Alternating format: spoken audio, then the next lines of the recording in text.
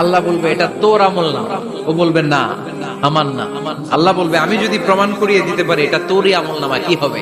সে বলবে আমি মেনে নিব। আল্লাহ বলবেন কিরামান কাতিবিন নামে আমার দুজন ফেরেশতা আছে, ওই ফেরেশতার কাছে তোর আমল নামার একটা কপি আমার রাখা আছে। ওই কপিটা রব্বুল আলামিন ব্যাকআপ ফাইল থেকে নিয়ে আসবে। পড়েন সুবহানাল্লাহ। এবার বলবে যে তোর আমল নামার আরেকটা কপি আমার পড়ার দরকার নাই, কিরামান কাতিবিনের ফাইল তোর ফাইল দুইটা মিলা। আল্লাহ ছাড় দেয় কিন্তু ছেড়ে দেয় না। ফেরাউন রে কি দিছিল? ছেড়ে দিছে।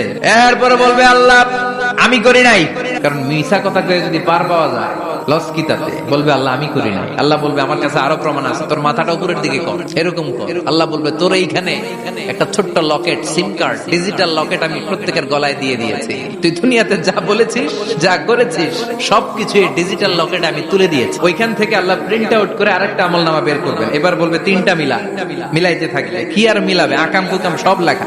বলবে আল্লাহ সবই ঠিক আছে কিন্তু আমি করি নাই।